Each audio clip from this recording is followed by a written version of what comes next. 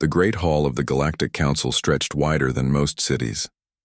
Crystal pillars reached toward a dome that showed the stars beyond, while representatives from hundreds of worlds sat in floating chairs that adjusted to each species' needs. The air hummed with translation devices working in thousands of languages. Elder Thaxon stood at the center podium, his ancient form barely visible beneath flowing robes that had seen 10,000 years of wear. His voice, when it came, carried the weight of ages. Every being in the hall felt silent, even those who thought his warnings were just old stories. "Council members," Thaxon began, his words echoing in the vast space. "I come before you today with knowledge that may save our galaxy, or it may already be too late." Chancellor Vex of the Altrurian Empire shifted in his floating chair. His blue skin gleamed under the dome lights as he made a sound of annoyance. "Elder, with respect, we have heard your warnings before. Ancient myths and old stories will not help us deal with real problems." General Kiros of the Drakhari military stood up, his red armor clanking. "The Council has important matters to discuss. Trade routes, border disputes, mining rights. We cannot waste time on ghost stories." But Thaxon continued as if he had not heard them. "In the deep archives of my people, we have found records from the last galactic cycle. Records that speak of a species unlike any other. They called themselves humans." A ripple of whispers moved through the hall. Some beings had heard this name before in old tales.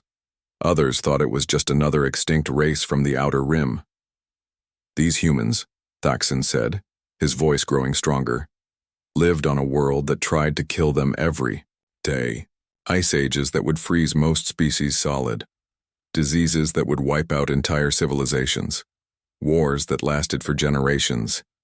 And yet, they did not just survive. They grew stronger." Captain Zorith of the Hegemony Fleet laughed, a harsh sound that echoed through his breathing mask. "Elder, even if this species existed, they are gone now. The outer rim has been empty for thousands of years. What threat could dead beings pose to us?" Thaxon's old eyes fixed on the captain. "That is where you are wrong, young warrior. The humans are not dead. They hide in a small system on a blue world that orbits a yellow star. And according to our calculations, they should be achieving faster than light travel very soon." The hall erupted in noise. Some beings laughed, others looked worried. General Kiros slammed his fist on his chair's arm. "Impossible. No species could develop FTL without our knowledge. Our sensor networks cover the entire galaxy." "Your sensors look for known technology patterns," Thaxon replied calmly. "Humans do not follow known patterns. They adapt, they improvise, they find ways that no one else would think to try." Chancellor Vex stood up, his tall form impressive even among the other aliens. "Elder Thaxon, even if everything you say is true, what makes you think one species could threaten the combined might of the Galactic Council? We have millions of ships, billions of soldiers, technology that has been perfected over millennia." Thaxon was quiet for a long moment. When he spoke again, his voice was barely above a whisper, but somehow everyone heard it clearly. "Because, Chancellor, they do not fight like us. We fight to win territory or resources or glory. Humans fight to survive, and they have been practicing for 50,000 years on a world that never gave them peace." He activated a hologram that showed a blue and green planet, spinning slowly above the podium. "Look at their world, Council members. Most of it is covered in water that would drown our ships. The rest has deserts that would cook most species alive, frozen wastelands that would freeze our blood, and jungles filled with creatures that exist only to kill. This is where humans learned to live."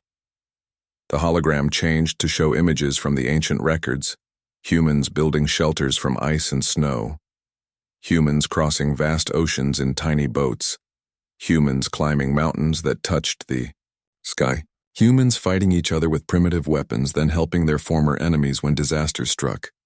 "They learned to work together when they had to," Thaxon continued, "but they also learned to fight when working together was not enough. They are the only species we know of that can switch between total cooperation and total war in a single heartbeat." Dr. Mellon of the Science Directorate raised a tentacle. "Elder, these records are thousands of years old. Even if humans still exist, surely they remain primitive. Stone tools and wooden shelters cannot threaten star destroyers. Thaxon shook his head slowly. Doctor, you misunderstand what makes humans dangerous. It is not their tools. It is how quickly they learn to make new ones. In their recorded history, they went from simple farming to splitting atoms in less than 10,000 years. They went from learning to fly to landing on their moon in less than 70 years. The hologram showed more images. Humans building great cities. Humans creating art and music that even alien observers found beautiful. Humans reaching into space with rockets that looked crude but somehow worked. And most importantly, Thaxon said, his voice now urgent, they never stayed defeated. Every time their civilization fell, they built it back stronger. Every time they faced extinction, they found a way to survive. Every time they met something that should have killed them, they learned to master it instead. General Cairo stood up again, his red eyes flashing. Enough. Even if every word you say is true, we are not helpless. If these humans become a threat, we will deal with them as we have dealt with every other aggressive species. Overwhelming force applied quickly and efficiently. That, said Thaxon quietly, is exactly what the last galactic civilization thought. We found their final transmission in the archives. It said, "How did primitive humans capture our fleet?" There was nothing after that. Meanwhile, far across the galaxy, Jake Morrison floated in the zero gravity of the space station's observation deck. Through the transparent aluminum window, he could see Earth hanging like a blue jewel against the black of space. In a few hours, he and his crew would board the New Horizon and make humanity's first journey to another star. Dr. Lisa Kane drifted up beside him, her tablet showing the final system checks. Hard to believe we're really doing this, Jake. First humans to travel faster than light. Commander Rick Torres pushed off from the far wall and joined them at the window. My grandfather used to tell stories about when humans first walked on the moon. Said it felt impossible right up until the moment it happened. Jake smiled, though his stomach was tight with nerves. Well, if we don't try, we'll never know what's out there. And humans have never been good at staying in one place for very long. The three of them watched their homeworld turn slowly below them, unaware that across the galaxy, ancient warnings were being dismissed as myths. Unaware that their first step into the greater universe would prove that some myths were actually prophecies. The New Horizon waited in dock, its experimental FTL drive humming with potential energy. In a few hours, humanity would announce itself to the galaxy. The elders had warned the stars, but as Thaxon had feared, none had truly believed that humanity was unstoppable. Soon they would learn the truth. 3 months had passed since the New Horizon's historic jump to Alpha Centauri. Now a small fleet of human ships moved carefully through space near the edge of what their star charts called unknown territory. Captain Alex Chen stood on the bridge of the exploration vessel Pathfinder, watching the sensor displays with growing excitement. "Contact ahead, Captain," reported Lieutenant Sarah Kim from the sensor station. "Large vessel, definitely artificial, design unlike anything in our databases." Dr. Lisa Kane, now serving as the fleet's chief xenobiologist, moved to stand beside the captain. "This is it, Alex. First contact with an alien civilization." Captain Chen nodded slowly. After months of jumping from star to star, finding dead worlds and empty space, they had finally found what they were looking for. "Signal the fleet battle stations, but keep weapons powered down. We're here to talk, not fight." The alien ship was massive, easily 5 times the size of their largest vessel. Its hull gleamed with an odd silver color that seemed to shift in the starlight. Strange markings covered its surface, and it moved with a grace that human ships couldn't match. "They're hailing us, Captain," called Communications Officer Tyler Evans from his station. "Audio and visual coming through now." The main screen flickered, then showed the bridge of the alien vessel. The being that appeared was tall and thin, with blue-gray skin and eyes that seemed to hold ancient wisdom. When it spoke, the translation, computers worked to convert its words into English. "Unknown vessels, you have entered Galactic Council space without authorization. I am Commander Zeth of the Hegemony Fleet. Identify yourselves immediately." Captain Chen stepped forward, trying to project confidence he didn't entirely feel. Commander Zeth, I am Captain Alex Chen of the Human Exploration Fleet. We come in peace, seeking contact with other intelligent species. Commander Zeth's expression changed to one of surprise, then confusion. Humans? That is impossible.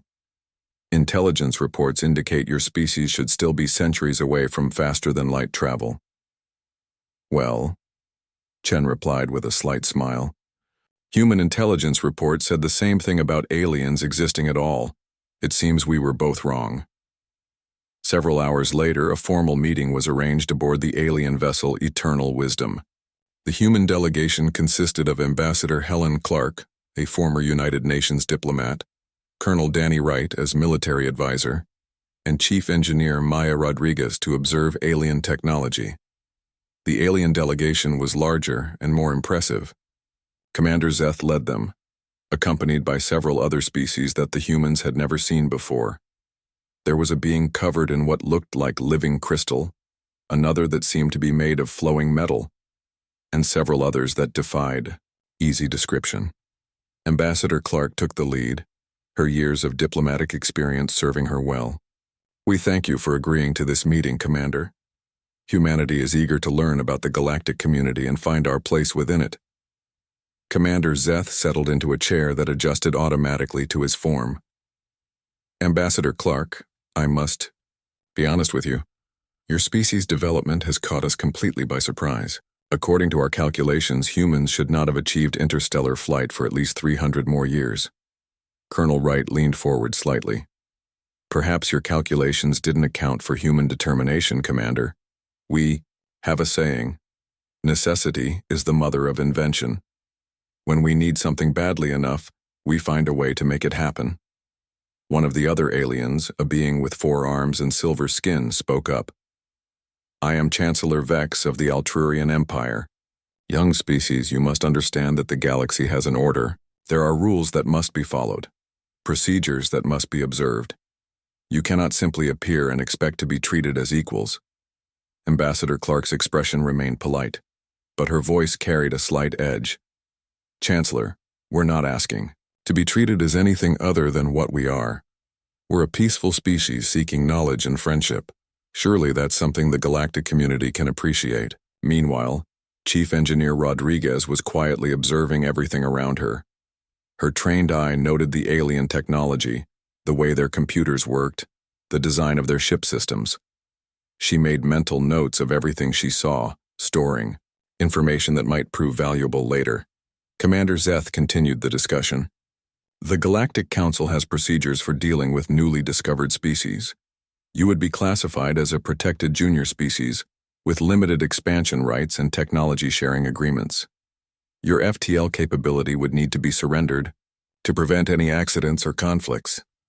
The silence that followed was heavy with tension. Colonel Wright's hand moved instinctively toward his sidearm, though he didn't draw it. Ambassador Clark's diplomatic smile never wavered, but her eyes grew cold.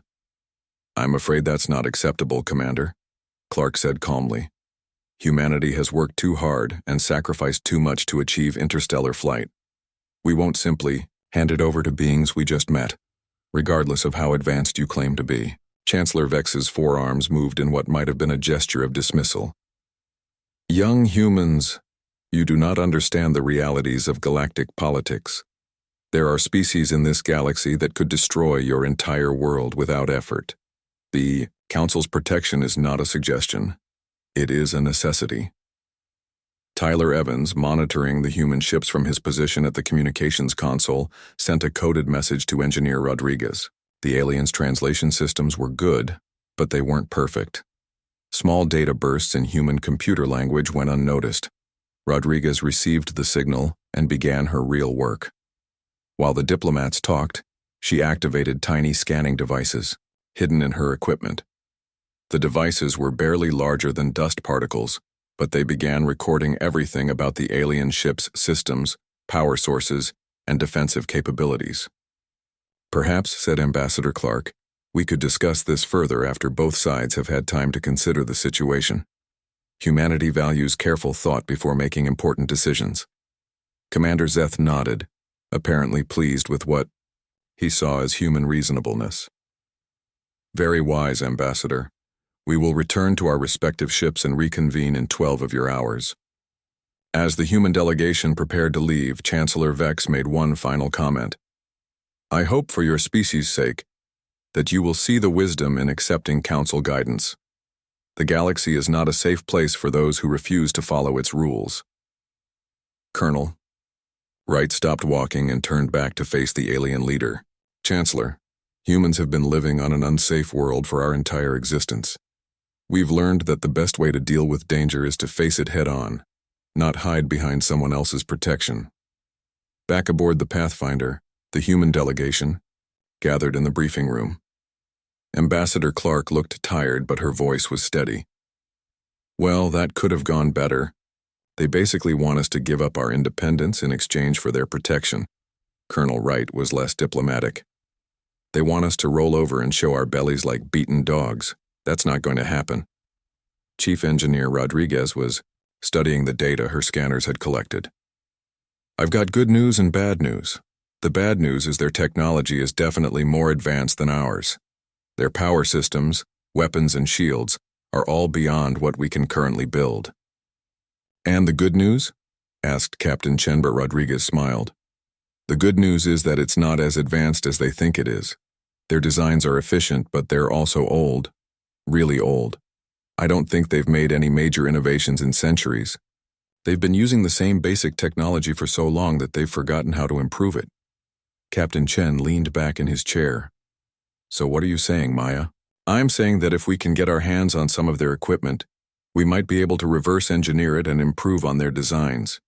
Human engineering has always been about taking existing ideas and making them better. The meeting lasted several more hours with the humans discussing their options. When they reconvened with the aliens, Ambassador Clark delivered their final answer. Commander Zeth, Chancellor Vex, we appreciate your offer of protection. However, humanity must respectfully decline. We prefer to make our own way in the galaxy. The alien reactions were swift and predictable. Commander Zeth looked shocked, while Chancellor Vex's expression showed clear anger. You are making a grave mistake, humans. The galaxy will not tolerate an uncontrolled species with FTL capability. Colonel Wright stood up slowly, his military bearing evident in every movement. Commander, humans have been making our own mistakes for thousands of years. We've learned to live with the consequences. I suspect we'll manage to do the same in space. As the human ships prepared to depart, Captain Chen received a priority message from Earth. The government had reviewed the alien contact reports and issued new orders. Humanity would continue exploring, but now they would also prepare for the possibility that their first contact with aliens might also lead to their first interstellar war. Unknown to the aliens, the humans had left behind more than just diplomatic disappointment.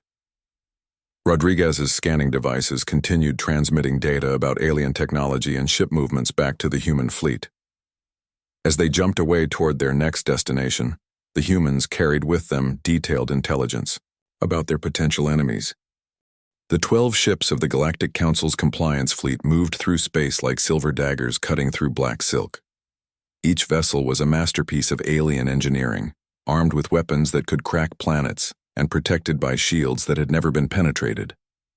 Admiral Kyle Johnson watched them approach on his command screen and felt his stomach tighten with nervous energy.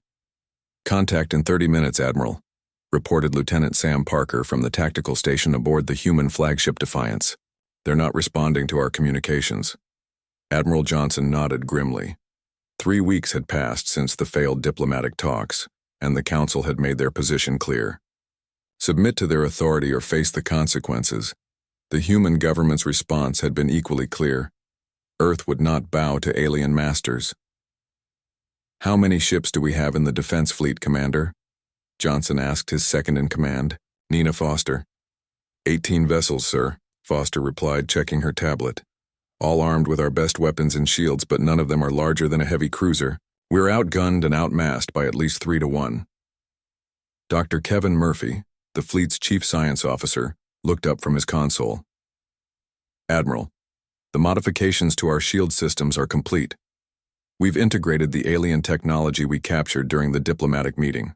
It should give us some protection, though I can't guarantee how much.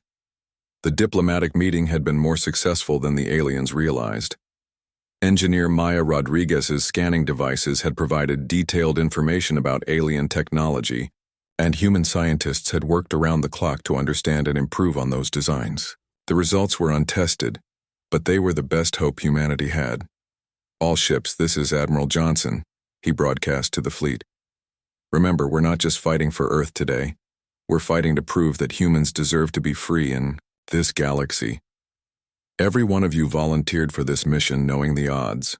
Let's show these aliens what humans can do when they're fighting for their homes." The response came back from 18 ships as their crews acknowledged the order. Captain Rachel Kim, commanding the fast attack vessel Hornet, added her own comment. "Admiral, my pilots are ready to show these aliens some human flying. They've never seen anything like what we can do." The alien fleet continued its steady approach, moving in perfect formation. Their ships were beautiful in a cold, mathematical way, but there was something sterile about their perfection. Human ships looked rougher, more improvised, but they moved with an energy that the alien vessels lacked. Commander Zeth, leading the alien fleet from his flagship Absolute Authority, opened a communication channel to the human forces. "Human vessels, you are ordered to surrender immediately. Power down your weapons and prepare to be boarded. Resistance will be met with overwhelming force." Admiral Johnson activated his own transmitter. "Commander Zeth, this is Admiral Johnson of the Human Defense Fleet. We cannot comply with your demands. Our people have the right to exist as free beings in this galaxy." "Your people," Zeth replied coldly, "are children playing with dangerous toys. We will take those toys away before you hurt yourselves or others." The first shots came from the alien fleet, beams of energy that lit up space like artificial lightning. The human ships scattered immediately, abandoning the neat formations that alien tactics manuals recommended.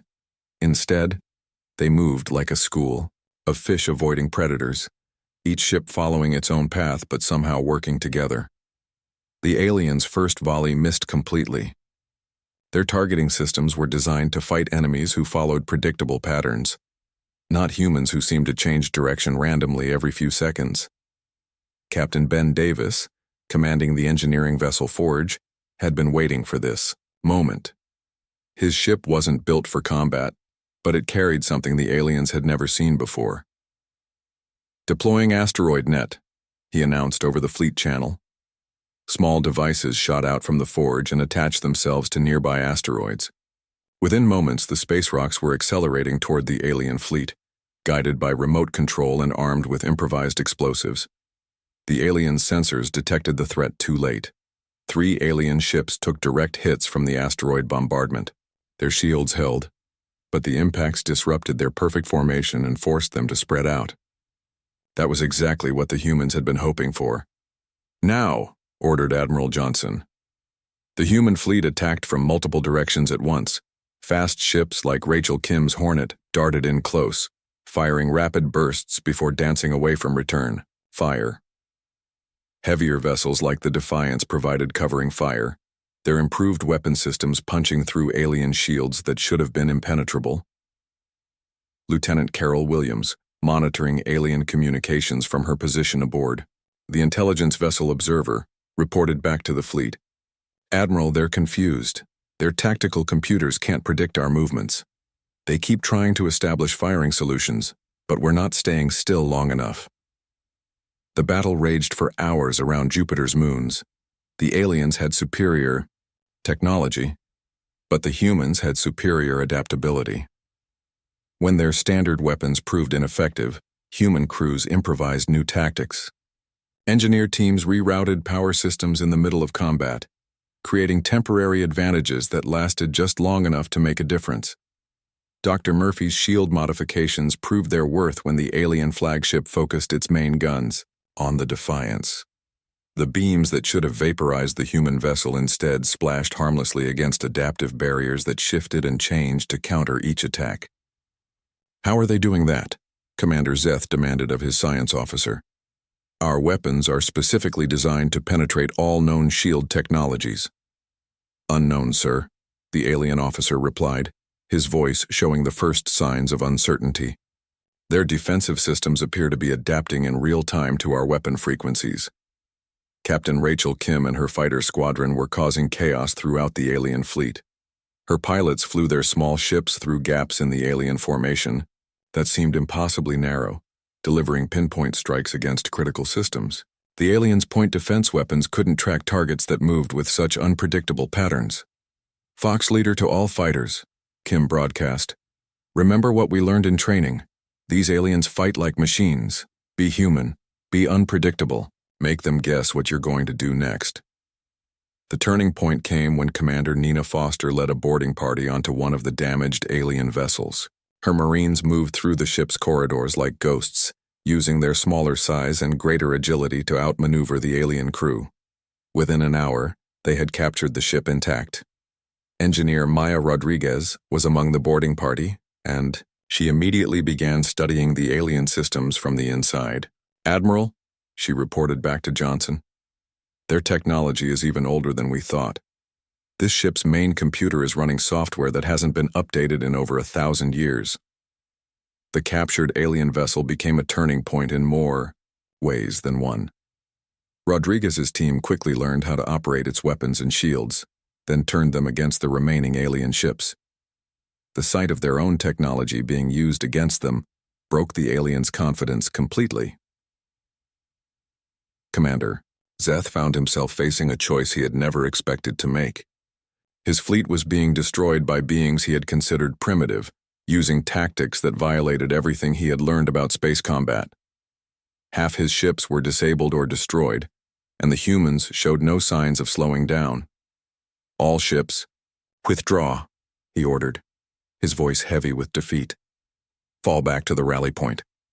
The surviving alien vessels jumped away, leaving behind 3 captured ships and dozens of escape pods. Admiral Johnson ordered the human fleet to collect the alien survivors, a decision that puzzled the prisoners. "Why do you not execute us?" asked one alien officer as he was brought aboard the Defiance. "We came to conquer your species." Johnson looked at the alien with something that might have been pity. "Because that's not how humans do things. You came here following orders just like we were. The war is between our governments, not between individual soldiers." Lieutenant Williams began interrogating the prisoners, but she quickly discovered that they were eager to talk. The aliens had never encountered an enemy that treated captives with respect, and many of them were curious about the humans who had defeated them.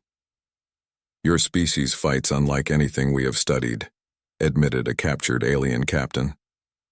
"Our tactical manuals contain strategies for defeating every known combat doctrine, but nothing prepared us for human methods." Dr. Murphy was equally fascinated by the captured alien technology. The ships were marvels of engineering, but they were also limited by their creators' assumptions. The aliens had built perfect machines for fighting the enemies they expected to face, not for adapting to new threats. "It's like they stopped innovating centuries ago," Murphy explained to Admiral Johnson. "Their technology works perfectly for what it was designed to do, but it can't change or adapt when faced with something new."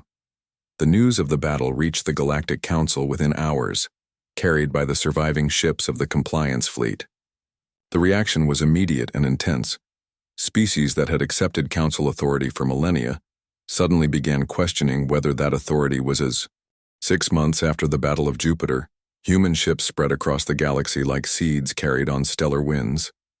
Admiral Susan Gray stood on the bridge of the colony ship New Terra, watching the final approach to what would become humanity's first interstellar settlement. The planet below was harsh and unwelcoming, but to human eyes it looked like home. "Atmospheric analysis complete, Admiral," reported Dr. Matt Green from his science station. "High radiation, toxic atmosphere, extreme temperature variations. Perfect for testing our new terraforming equipment." The terraforming equipment was based on captured alien technology, but improved by human engineering in ways that even its original creators hadn't imagined. Where the aliens had built machines to work in specific conditions, humans had built machines that could adapt to any conditions they encountered. "Begin Phase 1 deployment," Admiral Gray ordered, "and send word back to Earth. Tell them that Kepler colony is officially established. The human expansion wasn't just about territory. Each new colony became a fortress, a factory, and a laboratory all at once. Human engineers worked around the clock to build defensive systems that could protect against alien attack, while scientists studied every piece of alien technology they could acquire. Commander Paul Adams supervised the construction of orbital platforms around each human world. His engineering teams had learned to build structures that could be modified quickly as circumstances changed.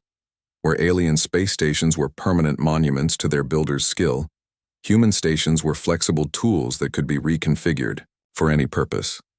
The beautiful thing about human engineering, Adams explained to his team, is that we don't build things to last forever. We build things to work right now, and we make them easy to improve when we need something better.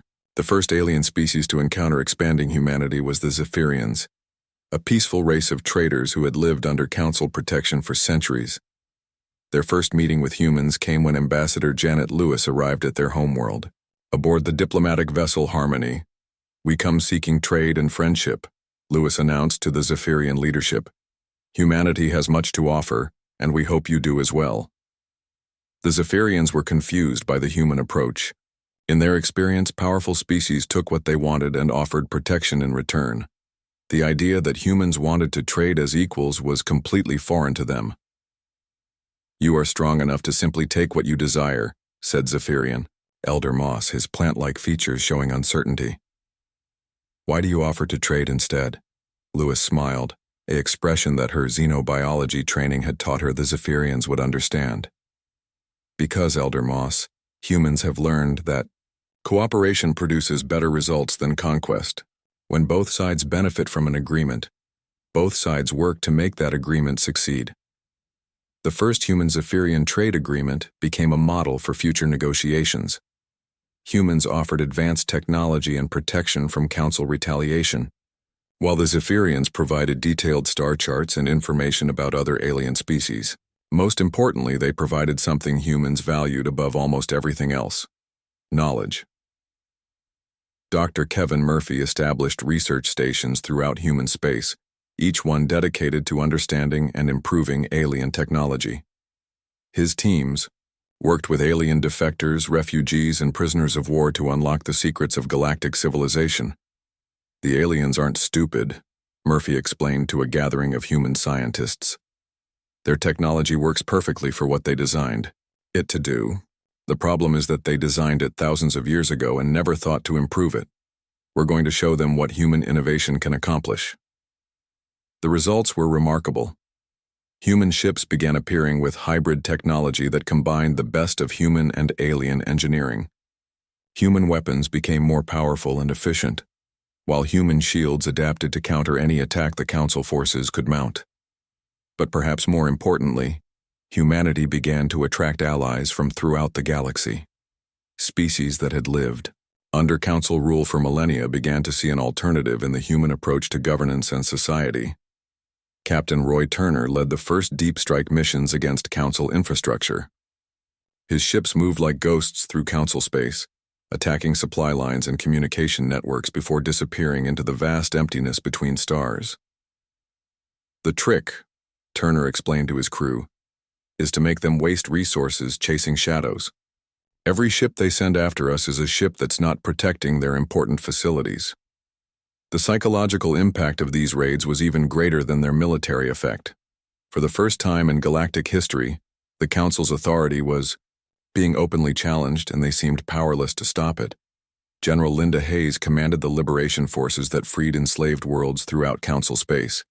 Her troops moved with the speed and efficiency that had become characteristic of human military operations, but they fought for principles rather than territory. "We're not here to conquer you," Hayes announced to the population of each liberated world.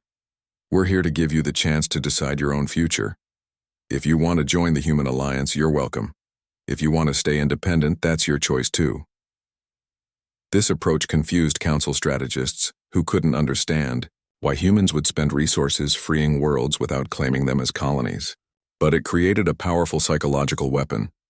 Throughout Council space, oppressed species began to hope that freedom was possible. The Council's response was predictable and ineffective. They sent larger fleets, equipped with better weapons, supported by their most experienced commanders. But they continued to fight the war as if their enemies were another traditional galactic power, using traditional tactics and strategies. Human commanders like Admiral Kyle Johnson had learned to think differently. "We're not trying to defeat the Council in a single decisive battle," he explained to his staff. "We're trying to make their entire system of government obsolete. Every species that chooses freedom over security makes the Council weaker." The war's character changed completely when humans began offering captured Council soldiers a choice. Instead of simple imprisonment, they could join the human cause and help liberate their own people from an oppressive system. Commander Nina Foster supervised the integration of alien defectors into human forces. "We're not asking you to betray your species," she told each volunteer. "We're asking you to help your species find a better way to live." The results were dramatic. Alien soldiers who had never questioned Council authority began to see their former government as the oppressor rather than the protector. When they returned to their homeworlds, they carried with them the infectious idea that freedom was possible. Elder Thaxon, now ancient even by his species' standards, watched the war's progression with a mixture of fascination and terror. His predictions had proven correct in every detail, but the reality was even more overwhelming than the ancient records had suggested. "They are not just defeating us militarily," he recorded in his private journal. "They are defeating us ideologically. Every species that encounters humans begins to question why they need our protection, why they cannot govern themselves, why they have accepted limitations on their freedom for so many centuries." The technological advantages that had kept the Council in power were disappearing rapidly. Human reverse engineering projects produced improvements on alien designs faster than the aliens could develop countermeasures. Worse, the humans freely shared their technological advances with any species that requested them. Dr. Maya Rodriguez, now director of the Human Technology Development Project, supervised laboratories on dozens of worlds. Her teams included humans, Zephyrians, former Council slaves, and alien defectors who brought their own expertise to bear on previously unsolvable problems. "The aliens treated knowledge like a resource to be hoarded," Rodriguez explained to a gathering of scientists from multiple species. "Humans treat knowledge like a tool to be shared. The more beings who understand how to improve technology, the faster all of our technology improves." The Council's greatest fear was becoming reality. Humanity wasn't just winning the war through superior tactics or better technology. They were winning by convincing other species that the Council's way of organizing galactic civilization was obsolete. Captain Rachel Kim, now leading fighter wings composed of pilots from a dozen different species, demonstrated the practical effects of the human approach. Her mixed squadrons flew with a coordination and effectiveness that pure alien units couldn't match, because they combined the strengths of multiple species while covering each other's weaknesses. "When you fight alongside beings who are different from you," Kim told her pilots, "you learn that those differences make the group stronger, not weaker. That's something the Council never understood." The war was far from over, but its outcome was becoming clear. Humanity had introduced a new idea into galactic civilization. The idea that freedom was not something to be granted by superior beings, but something that belonged to every intelligent species by right. As human colonies continued to spread, and human allies continued to multiply, the ancient warnings of Elder Thaxon were proving prophetic in ways he had never expected. Humans were indeed unstoppable, but not. 2 years after the first human colony was established, Fleet Admiral Jason White stood in the command center of the massive human battleship Liberty, watching the final approach to Xerion Prime. The Council's capital world hung before them like a jewel, protected by orbital defense platforms that had never been breached in 10,000 years of galactic history. Final count shows 800 human vessels and 400 allied ships, reported Captain Amy Brooks from the tactical station. Every species in the Outer Rim has sent representatives to participate in this operation. The siege of Xerion Prime was more than a military operation. It was a statement that the old galactic order was ending and something new was beginning. Ships from dozens of species flew alongside human vessels, their crews united by a shared belief that freedom was worth fighting for. Colonel Tony Mitchell, commanding the ground assault forces, reviewed his troops one final time. His Marines included humans, Zephyrians, liberated Council slaves, and even former Council soldiers who had chosen to fight for the principles they had discovered through human contact. "Remember," Mitchell told his mixed species force, "we're not here to conquer this world, we're here to liberate it. Every being on Zerion Prime, whether they supported the Council or not, deserves the chance to choose their own future." The battle began with a massive barrage from the human fleet, but the targets were carefully chosen. Instead of civilian centers, the humans focused on military installations, communication networks, and government buildings. Even more importantly, they broadcast continuous messages to the planet's population. President Lisa Carter's voice reached every corner of Zerion Prime as human transmitters overwhelmed the Council's communication systems. "Citizens of the galaxy, we have not come to destroy your world or harm your people. We have come to offer you something that has been denied to you for millennia: the right to govern yourselves." The orbital defense platforms that had protected Zerion Prime for centuries proved inadequate against human tactics. Admiral White's fleet didn't try to overpower the defenses directly. Instead, they used the mobility and unpredictability that had become hallmarks of human warfare. "All squadrons execute Pattern Delta," White ordered. "Remember, these platforms were designed to fight enemies who attack in straight lines. Show them what three-dimensional thinking can accomplish." Human ships darted between the defense platforms like dancers, using the aliens' own weapons against each other. When the platforms turned to track human vessels, they often ended up firing on each other instead. Within hours, the orbital defenses that had seemed impregnable were reduced to scattered debris. But the real battle was not in space. It was in the minds and hearts of the beings who lived on Zerion Prime. As human ground forces landed at strategic points around the planet, they encountered something unexpected: cheering crowds. "Colonel Mitchell," reported Captain Sarah Lee over the communication system, "the civilian population is welcoming us as liberators. They've been listening to our broadcasts, and they want to know more about this democracy thing we keep talking about."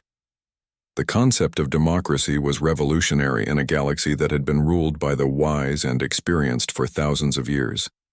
The idea that ordinary beings could govern themselves struck many aliens as impossible, but it also filled them with hope they had never dared to feel. Dr. Emma Rogers, serving as a cultural liaison officer, worked with local populations to explain human governmental concepts.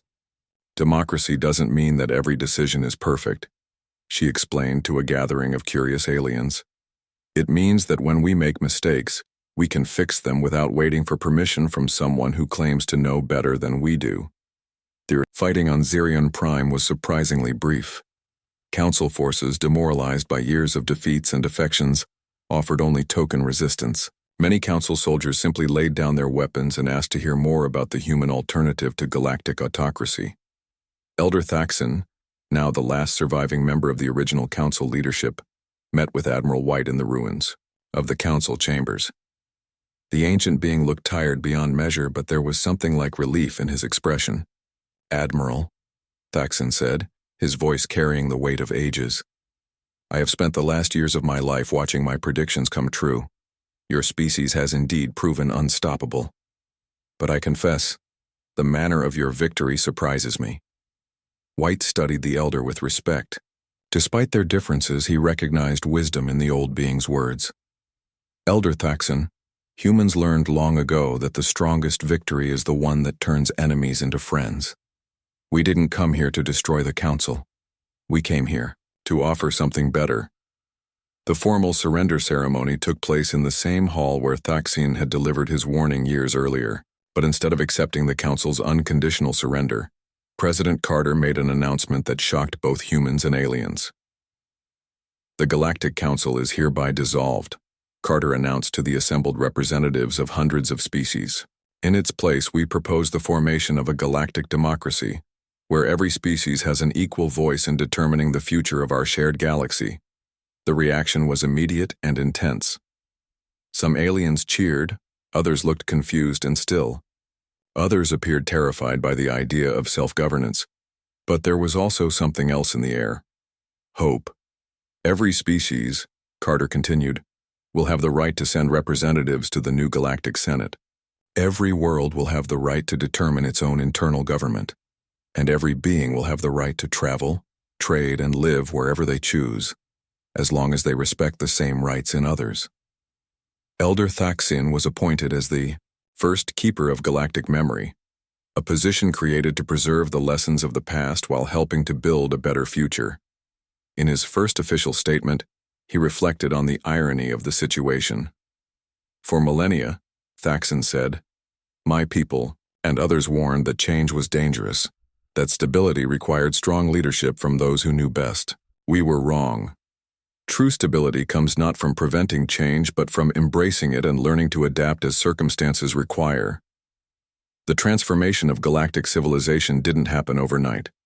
Many species struggled with the concept of self-governance, having lived under benevolent dictatorship for so long that they had forgotten how to make decisions for themselves.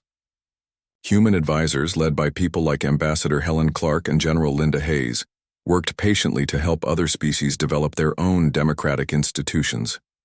Democracy is like a muscle, Clark explained to a gathering of newly elected alien representatives.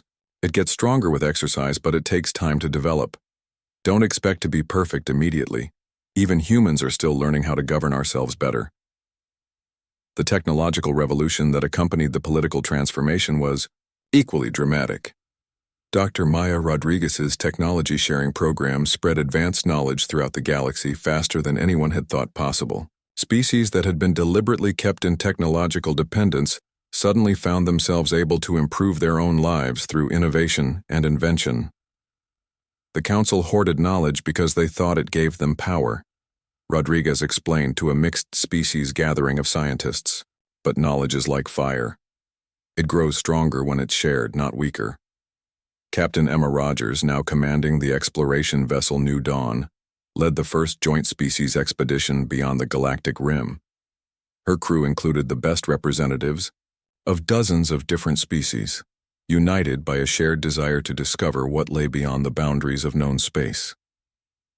"This is what the galaxy can accomplish when we work together," Rogers announced as the New Dawn prepared for its historic journey. Not conquest or domination, but exploration and discovery. Not the expansion of one species at the expense of others, but the growth of all species together. The expedition's departure was watched by beings across the galaxy, many of whom were still adjusting to the idea that they were free to pursue their own dreams and ambitions. The symbolism was powerful. The future belonged not to any single species, but to all intelligent life working in cooperation.